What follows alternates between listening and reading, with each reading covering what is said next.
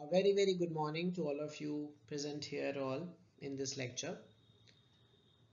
On behalf of Legal Minds family, I welcome you all. The topic for today's lecture is first information report. आज का जो topic है वो है first information report, जिसको हम आज डिस्कस करेंगे, जो कि प्रोवाइडेड है सेक्शन 154 सीआरपीसी में। जो डेफिनेशन है वो प्रोवाइडेड नहीं है सीआरपीसी में, और हम सेक्शन 154 को उसकी जगह प्रोवाइडेड है इंफॉर्मेशन इन कॉग्निजेबल केसेस। तो आज हम इस लेक्चर में बहुत सारी बातें करने वाले हैं। लेक्चर को शुरू से लेके एंड तक देखिएगा अगर आपको इस लेक्चर का पूरा बेनिफिट चाहिए। और मुझे बताने की ज़रूरत नहीं है आपको इस चैनल को, अगर आप पहली बार इस चैनल पे आए हैं तो सब्सक्राइब करिए, लाइक करिए, और जो भी आपको डाउट है वो पूछिए। ऑब्वियसली कुछ पर्सनल नहीं पूछिएगा, कुछ अगर पर्सनल है तो उसके लिए will provide you a separate email ID. अगर वैसे कुछ पूछना है जनरली टॉपिक से रिलेटेड तो आप पूछ सकते हैं, ठीक है। तो लाइक करिए, शेयर करिए और सब्सक्राइब करिए अगर आप फर्स्ट टाइम आ रहे हैं, और अगर आप रेगुलर स्टूडेंट हैं इस लेक्चर सीरीज के और आपने सब्सक्राइब ऑलरेडी कर लिया है तो एंजॉय करिए लेक्चर को, और अपने फैमिली फ्रेंड्स हर जगह इसको शेयर करिए, बिकॉज शेयरिंग इज केयरिंग। चलिए आगे चलते हैं। देखिए यहाँ पर हम सेक्शन 154 की बात कर रहे हैं, और ये एक ऐसा सेक्शन है जब भी कोई भी ऑफेंस होता है तो सबसे पहले किसी के साथ कोई ऑफेंस होता है सबसे पहले यही होता है कि भाई हम पुलिस कंप्लेंट करवा रहे हैं या हम एफआईआर करवा रहे हैं। कोई भी लेमैन भी बोलता है, वो बोलता है कि हम इसमें कॉग्निजेबल ऑफेंस के लिए हम जा रहे हैं, हम एफआईआर कराने जा रहे हैं। लेकिन आप ये चीज़ देखिए कि जो आप इंफॉर्मेशन दे रहे हैं वो आप 154 में दे रहे हैं, ठीक है। अब आप किसको दे रहे हैं, कैसे दे रहे हैं, कब दे सकते हैं, और उसके बाद फिर क्या होगा अगर वो रिफ्यूज़ल हो जाता है, अगर पुलिस ऑफिसर मना कर देता है कि मैं एफआईआर नहीं ले रहा आपकी, या मैं इन्फॉर्मेशन आपकी नहीं रिकॉर्ड कर रहा, या नहीं इस पर कोई संज्ञान ले रहा, तो फिर आप क्या कर सकते हैं। तो बहुत सारी इसमें क्वेश्चन आते हैं। देखिए अगर इसका आपको वन बाय वन में आंसर दूं, अगर आप बोलते हैं कि कोई पर्सन है, मान लीजिए कोई मिस्टर ए है, उसके साथ कोई ऑफेंस हुआ, मान लीजिए उसके घर में चोरी हुई, थेफ्ट, ठीक है। अब वो थेफ्ट की कंप्लेंट लेके गया, ऑब्वियसली कहाँ जाएगा,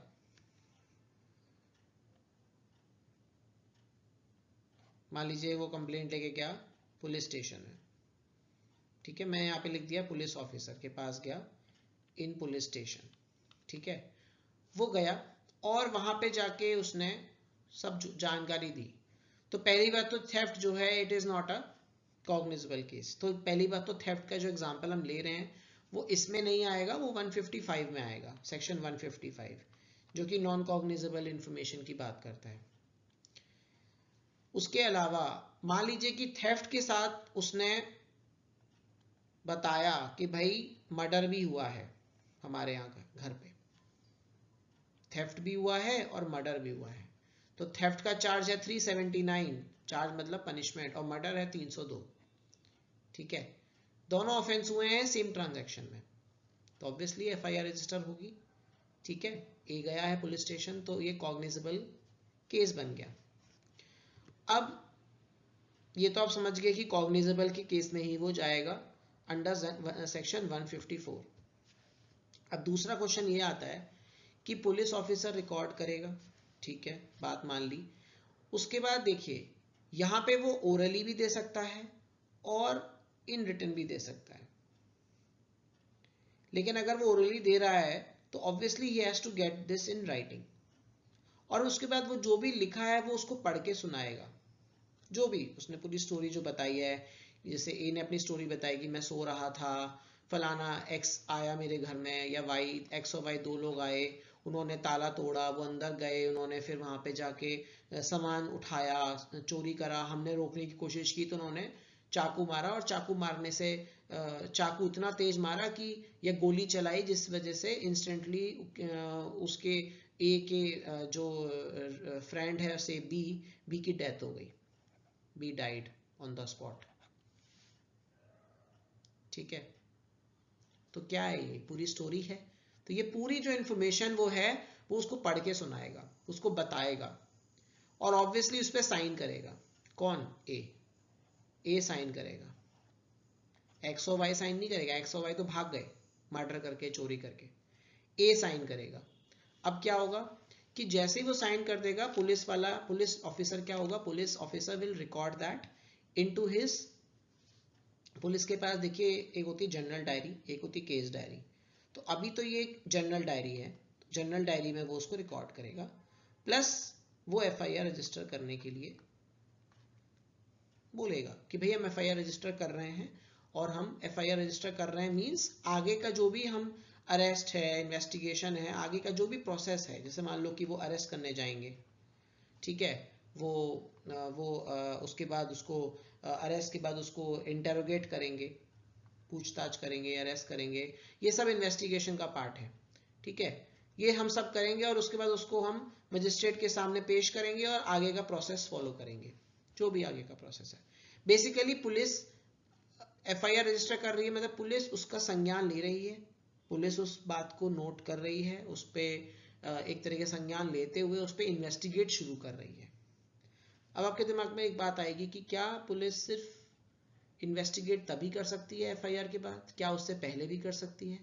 तो उसका जवाब है कि पुलिस एफआईआर रजिस्टर होने से पहले भी एफआईआर ले सकती है।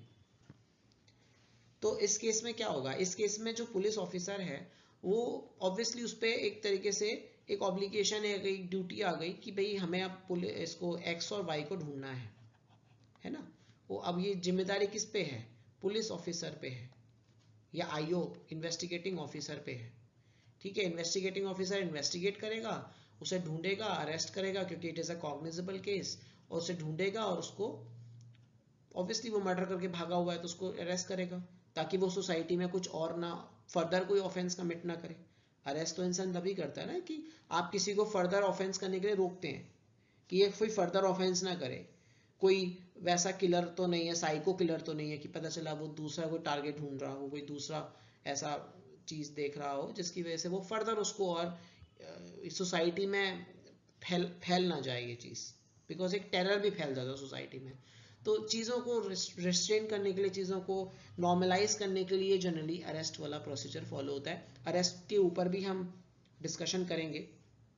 तो अब क्या है कि जो इन्वेस्टिगेटिंग ऑफिसर है वो ऑब्वियसली उसने अगर इन्फॉर्मेशन ले ली है, अब वो जांच करेगा, उसकी प्रॉपर इन्वेस्टिगेशन करेगा, और इन्वेस्टिगेशन के बाद क्या होगा, उसे अपनी जनरल डायरी में लिखेगा जो भी उसको इन्फॉर्मेशन मिली, नंबर 1 उसको जनरल डायरी में लिखेगा, और जनरल डायरी में लिख के एफआईआर रजिस्टर करेगा। दो बातें वो करेगा। और ऑब्वियसली उसकी कॉपी जो है, जो भी उसने एंट्री करी है, वो उसकी कॉपी फ्री ऑफ कॉस्ट किसको देगा, किसको देगा, एफआईआर की कॉपी किसको देगा, ऑब्वियसली इन्फॉर्मेंट को देगा जो आया था। ए वॉज एन इन्फॉर्मेंट, जो इन्फॉर्म कर रहा है, ठीक है। तो उसकी फ्री ऑफ कॉस्ट उसको एक कॉपी प्रोवाइड की जाएगी। अब मान लीजिए उसने बोला कि नहीं भैया मैं तो एफआईआर नहीं करता। दो बातें हैं, ये गया, इन्हें पुलिस ऑफिसर को बोला कि मेरी एफआईआर रजिस्टर कर लीजिए सर, मेरे साथ यही ऑफेंस हुआ है। पुलिस ऑफिसर बोला कि ठीक है मैं रजिस्टर कर लेता हूँ, और उसके बाद वो इन्वेस्टिगेशन और बाकी का जो प्रोसेस है वो फॉलो करेगा। दूसरी बात है कि वो मना कर देता है, ही सेज नो, उसका रिफ्यूजल हो जाता है, ही रिफ्यूज्ड कि मैं नहीं करता, आई एम नॉट बाउंड, मैं बाउंड नहीं हूँ, मैं नहीं कर रहा। वो बोलता पहले मैं इन्वेस्टिगेट करूंगा, उसमें देखूंगा, सोचूंगा, फिर करूंगा। He is not registering your FIR even if he knows that there is a cognizable case. तो आप क्या करोगे, आपके पास फर्स्ट जो रेमेडी है, पहले आप जाएंगे सबसे पहले सीनियर ऑफिसर के पास, एसएसपी। आप एसएसपी के पास जाएंगे जो कि यहाँ पे प्रोवाइडेड है, सुपरिटेंडेंट ऑफ पुलिस, ठीक है। आप उसको बताएंगे, आप उनको बताएंगे कि भाई ऐसे ऐसे ये मेरी एफआईआर नहीं ले रहे हैं पुलिस ऑफिसर कंसर्न, और आप उनको बोलिए कि वो मेरी एफआईआर लें और वो इन्वेस्टिगेट करें केस को, या फिर वो डायरेक्ट करें, खुद इन्वेस्टिगेट करें या किसी को डायरेक्ट करें कि वो उसको इन्वेस्टिगेट करें। ऑब्वियसली इन्वेस्टिगेशन जब ही शुरू होगी जब एफआईआर होगी। लेकिन जो मेरी लाइन मैंने बोली, इन्वेस्टिगेशन जब ही होगी जब एफआईआर होगी, ऐसा जरूरी नहीं है। हम एक केस डिस्कस करेंगे जहां पे इवन बिफोर रजिस्टरिंग एफआईआर भी इन्वेस्टिगेशन हो सकती है। ठीक है, तो ऐसा ज़रूरी नहीं है कि जो एफआईआर है उसके बाद ही इन्वेस्टिगेशन होती है। एफआईआर से पहले भी आप इन्वेस्टिगेशन कर सकते हैं। एफआईआर के बाद तो होती ही है, लेकिन FIR before registering of FIR also the case can be investigated. There are matrimonial cases, there are commercial cases, commercial dispute cases, many cases जो हैं वो उसमें वहाँ पे पहले इन्वेस्टिगेशन होती है, इन्वेस्टिगेशन रिपोर्ट सबमिट होती है, पुलिस ऑफिसर अपने ही हेडक्वार्टर में उसको सबमिट करता है और उसके बाद पुलिस एफआईआर लेती है या नहीं लेती है, फिर उसका डिस्क्रिशन है उसके बाद ऑब्वियसली, और उसके बाद फिर उसको वो फर्दर इन्वेस्टिगेट करती है। ठीक है, तो ज़रूरी नहीं है, ये बात क्लियर रखिएगा, ज़रूरी नहीं है कि एफआईआर के बाद ही इन्वेस्टिगेशन होगी, इवन बिफोर एफआईआर भी इन्वेस्टिगेशन किया जा सकता है। अब यहाँ पे क्या है, पहला तो एसएसपी है, दूसरा है कि चलो भाई अगर एसएसपी भी नहीं मान रहे हैं, नहीं ले रहे हैं, तो व्हाट यू विल डू, आप एक सेक्शन होता है 156 क्लॉज 3 ऑफ सीआरपीसी, आप कोर्ट में जाएंगे और मजिस्ट्रेट को बोलेंगे, मजिस्ट्रेट साहब आप प्लीज़ मेरा केस इन्वेस्टिगेट करवाइए, मेरे साथ ये मर्डर हुआ है, ऑफेंस हुआ है मेरे घर में, थेफ्ट हुआ है और प्लीज़ इसको इन्वेस्टिगेट करवाइए। तो आप वहाँ पे रिक्वेस्ट करेंगे, वो 156(3) के आप एप्लीकेशन देंगे और वो तब he is bound, obviously magistrate जो होंगे वो ऑर्डर करेंगे पुलिस को कि भाई आप इनका केस रजिस्टर करिए। ऑब्वियसली हियरिंग सुनने के बाद मजिस्ट्रेट पार्टी को सुनेंगे और उनको सुनने के बाद वो आदेशित करेंगे पुलिस को और कि आप इनका जो है कॉग्निजेंस, आप जो इनका इन्वेस्टिगेशन है वो करिए और एफआईआर रजिस्टर करिए। Obviously in that case police is bound to register the FIR, police वहाँ पे मना नहीं कर सकती।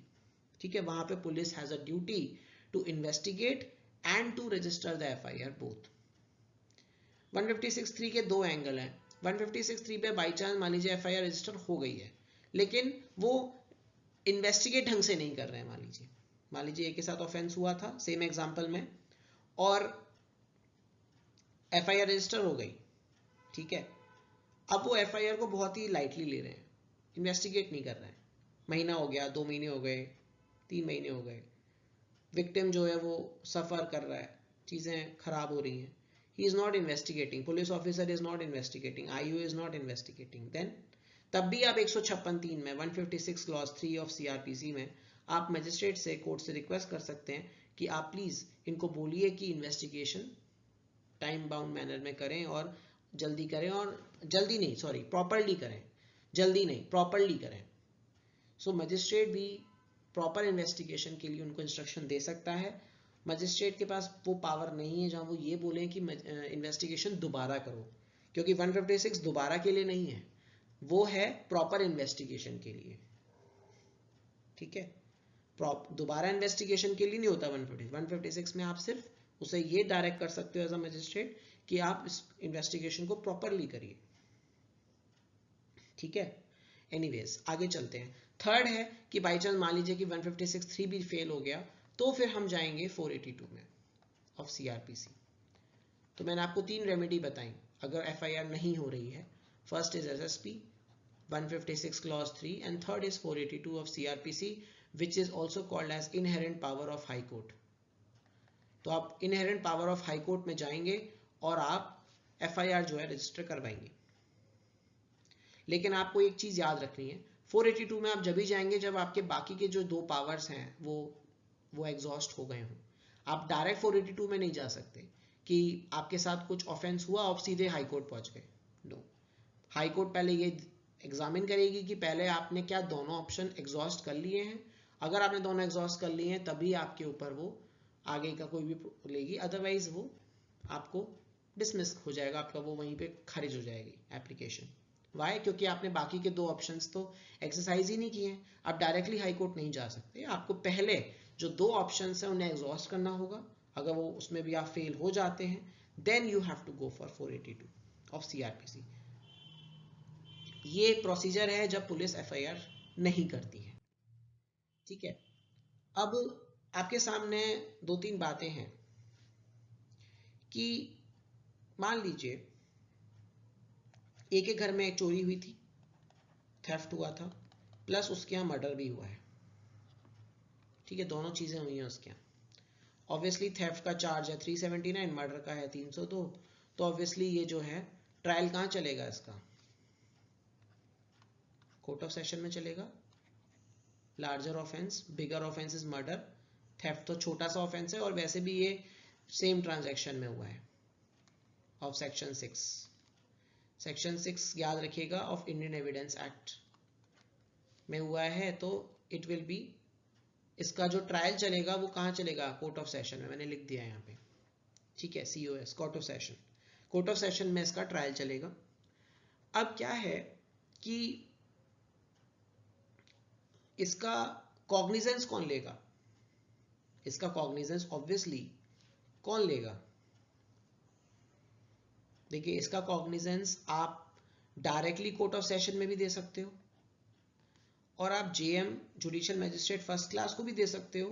जुडिशियल मैजिस्ट्रेट को कमिटल करना पड़ेगा obviously to court of session, क्योंकि उसे पता है मर्डर हुआ है, तो वो कमिटल कर देगा अंडर सेक्शन 323 ऑफ CRPC। वो वैसे ही उसको पता है कि भैया मैं तो 3 साल की सजा दे सकता हूँ, है ना, मर्डर के लिए तो लाइफ इम्प्रिजनमेंट है या डेथ है, थेफ्ट के लिए शायद 3 साल की सजा है, तो ऑब्वियसली वो सजा दे ही नहीं पाएगा, क्योंकि अगर उसे सजा देनी है तो वो दोनों की सजा देगा, एक की तो देगा नहीं कि एक की दे दी और एक के लिए कोर्ट ऑफ सेशन को। Obviously it will be a combined trial for both the charges, it will be a obviously, क्योंकि सेम ट्रांजैक्शन में हुआ है, तो दोनों चार्जेस एक के खिलाफ एक्स और वाई के खिलाफ फ्रेम हुए हैं, तो ऑब्वियसली सेम ट्रांजैक्शन में हुए हैं, है ना। तो वहां पे आपको ये नोटिस करना, देखना है कि जो FIR हुई है वो FIR एक ही हुई है ना, एक्स और वाई के लिए एक ही FIR हुई है। There is a term called as cross FIR या zero FIR। There are two terms, cross FIR and zero FIR। उसको भी फटाफट देख लेते हैं before we move on to the other topic. I hope आपको ये समझ में आ रहा है। आप इस लेक्चर को थोड़ा सा पॉज कर करके, लिख के, सोच के कर सकते हैं। देखिए क्रॉस FIR जो होती है, that is also very interesting. By chance A ने B पे FIR करी और B ने A पे FIR कर दी,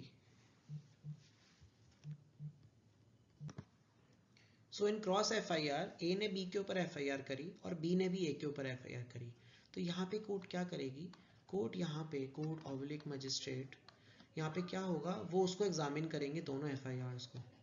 मान लीजिए ये दो FIR हैं, तो दोनों FIR को वो एग्जामिन करेंगे, ये A वाली FIR है, ये B वाली, और इनको क्या करेंगे, कंबाइन कर देंगे। They will combine them if it is possible. अगर कंबाइन हो सकती है तो दे विल कंबाइन देम और accordingly they will continue with the case, क्योंकि एक ने A ने B के ऊपर FIR कर दी है और B ने A के ऊपर कर दी है, ठीक है। तो यहाँ पे वो देखेंगे कि जैसे मान लीजिए A ने B पे करी से थेफ्ट के लिए और B ने A के लिए करी मान लीजिए 323 में, तो दोनों ही केस में तो यहाँ पे दो चार्ज लगेंगे, 379 का और 323 का। तो ऑब्वियसली जो उनका जो ट्रायल चलेगा वो कंबाइंड चलेगा, तो उनका जो पूरा प्रोसेस चलेगा, इन्वेस्टिगेशन, इंक्वायरी और ट्रायल का, इन्वेस्टिगेशन, इंक्वायरी और ट्रायल, वो तीनों का एक साथ चलेगा, क्योंकि दोनों ही उसमें पार्टी हैं। सो अकॉर्डिंगली जो है वो ये कंबाइन हो जाएगा। जहाँ पे अगर हम बात करें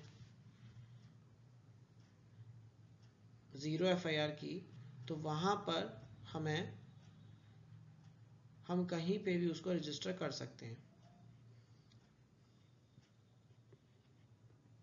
जैसे मान लीजिए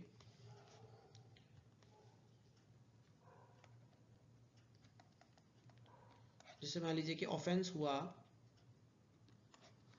दिल्ली में, लेकिन आपने रजिस्टर कराई मुंबई में, तो मुंबई में वो आपका FIR 0 रजिस्टर हो जाएगी और फिर वो बाद में वो ट्रांसमिट हो जाएगी टू दिल्ली, तो ये जाएगी वहीं पे ही, इसका ट्रायल भी वहीं चलेगा, लेकिन वो फॉर दैट टाइम पीरियड वो रजिस्टर मुंबई में हो जाएगी। अगर आप मुंबई में हैं और ऑफेंस दिल्ली में हुआ है तो उसको हम बोलते हैं जीरो FIR।